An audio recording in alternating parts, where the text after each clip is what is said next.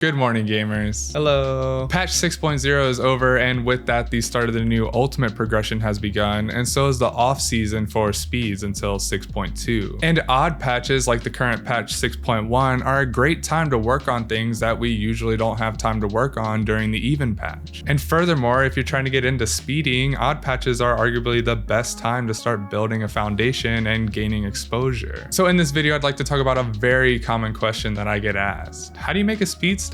I could make up some random percentage here, but I think it's a fair argument to say that most speed statics and also regular statics fail before they even get started. And that's because they don't start at all. One of the largest hurdles you need to first get over if you're going to start speeding is forming a group. And I see people talk all the time about wanting to try speedrunning or wanting to join a speed team, but that's about as far as many of these discussions go. Speed teams are rare, and while a number of them are starting to pop up and need players, most of the time you're going to have to take the initiative and start from scratch. But in doing so, you need to understand this is a long-term goal and investment. When you form a team for the first time, it will most likely have players with differing mindsets, backgrounds, goals, and commitments. And while that's not necessarily ideal, you need to start by building a foundation for your team to at least get a taste of speeds or dip your toes into the scene. So let's talk about how we build this foundation while remembering that, again, this is a long-term investment and this isn't going to happen overnight. If you're new to the raid scene or don't have many connections, my best advice for you is to raid as much as possible and start by building a solid foundation for yourself first. And a great way to do this is by joining parse parties to not only parse and get better at the game, but also to network and connect with other players who are interested in in-game content. If you're constantly joining parse parties in Duty Finder, or if you can get into the parse Discord for your server and join parties in there, people will start to get to know you and they'll be able to see your dedication and progression as a player. And this is a great way to find and get to know players with similar goals and interests as you. And as you start to play more with these individuals, you can start to find potential players for your future speed team. So once you've built a foundation for yourself, and in doing so created a part of the foundation for your speed team, you then need to identify the goals and vision for your team before you start adding players to your roster. Are you just wanting to try speeds out? Are you wanting to push for top 20, top 10, rank 1? Figure out your aspirations, clearly lay them out in a way that you can communicate them, and once you're ready, then start recruiting. And I would start by reaching out to those players you've identified as potential candidates and see if they have any interest in speeding. But when you do, be clear about your intentions and tell them what your goal is and what you're trying to accomplish. Underselling or overselling the group to someone or not discussing what you want to do only hurts both parties in the long run by setting different expectations. So make sure to be clear and concise about what you want to achieve. Talk about your goals and visions for the team. Make sure the people you're trying to bring in are on the same page. And once you've done your due diligence to get a couple of people together, and even if you couldn't find anyone from your individual recruitment, then you can move on to posting in recruitment discords. And if you were able to get into the parse discord on your data center, I would highly recommend starting by putting a recruitment post in there first. Like many statics, your first group that you put together or join will most likely have some issues or friction due to conflicting goals and mindsets. So as your team grows and changes, it will be extremely important to communicate with your team, re-emphasize your expectations, and most importantly, do whatever it takes to keep your group moving towards their goal. Running a group is difficult and tough decisions will have to be made. And sometimes those decisions will come in the form of having a tough conversation or even having to part ways with a good friend. But no matter the road you take to your goal, always make sure that you're pushing for something that you want to accomplish and make sure the team you're a part of aligns with that vision and mindset. So I hope this video was able to give you an idea of where to start and the process that I would take if I was starting from scratch. While it may seem pretty straightforward, it is a very common question that I get asked, and I feel like it's something that people struggle with quite frequently. But if you put in the time and effort to invest in your team and invest in yourself, it's a very long journey that will have many emotions, but will ultimately pay off.